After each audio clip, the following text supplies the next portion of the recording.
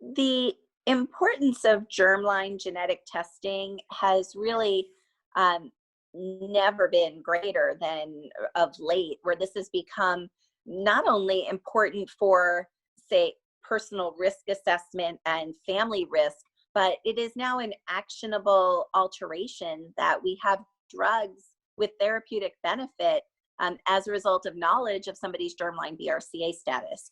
So, in women that have even an early stage diagnosis of triple negative breast cancer under the age of 60, we're recommending germline genetic testing.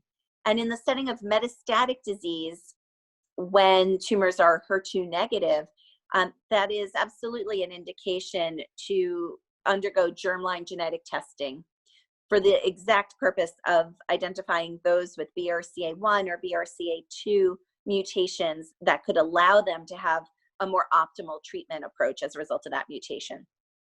Patients with triple negative breast cancer and germline BRCA mutations have been shown to have an advantage to a platinum over a taxane in the first line setting based on the TNT data from Andy Tutt that has now been published and presented some time ago. In the subset of patients with germline mutations, the benefit to carboplatin in that study was superior to that of docetaxel.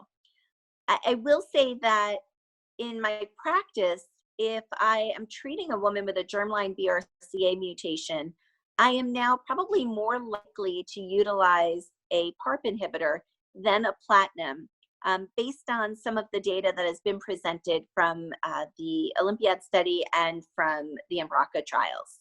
The recent FDA approval of PARP inhibitors has really been a wonderful treatment opportunity for our patients with germline BRCA1 or BRCA2 breast cancer and advanced disease.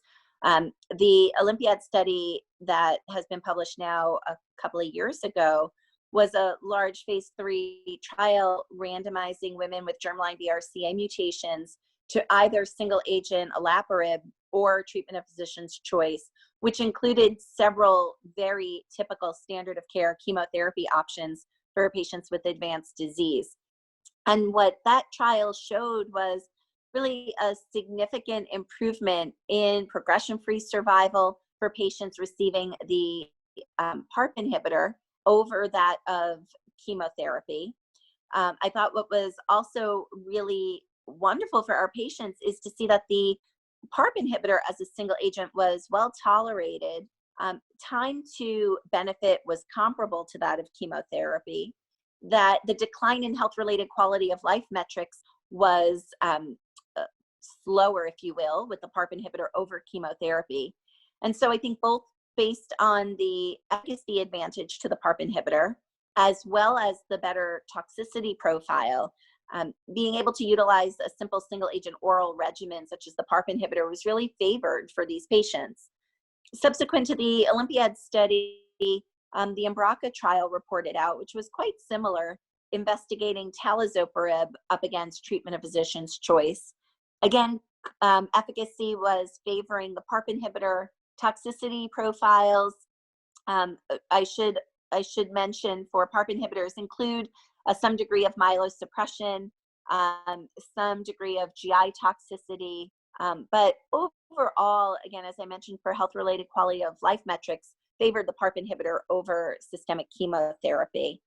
I will say again that these agents were compared to treatment of physician's choice, but that control arm did not include platinum-based therapy.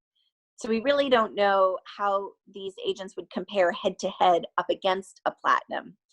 But the control arm did include taxanes and capecitabine and other very typical common regimens for advanced disease.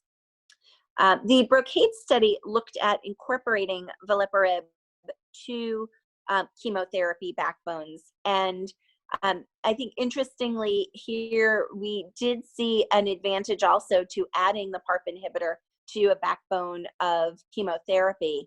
And so I think more work needs to be done in seeing what optimal combinations there might be. There are a lot of future opportunities, I think, for PARP inhibitors in the landscape of treating advanced breast cancer. There are combination studies looking at checkpoint inhibitors with PARP inhibitors. There are several studies that are looking at the expanded role of PARP inhibitors outside of germline BRCA mutations. For example, there is a TBCRC study looking at olaparib in patients with either somatic BRCA1 or 2 mutations, or other mutations either in the tumor or germline that could be associated with HRD issues. I think there's a lot to be excited about in this space and to keep an eye on.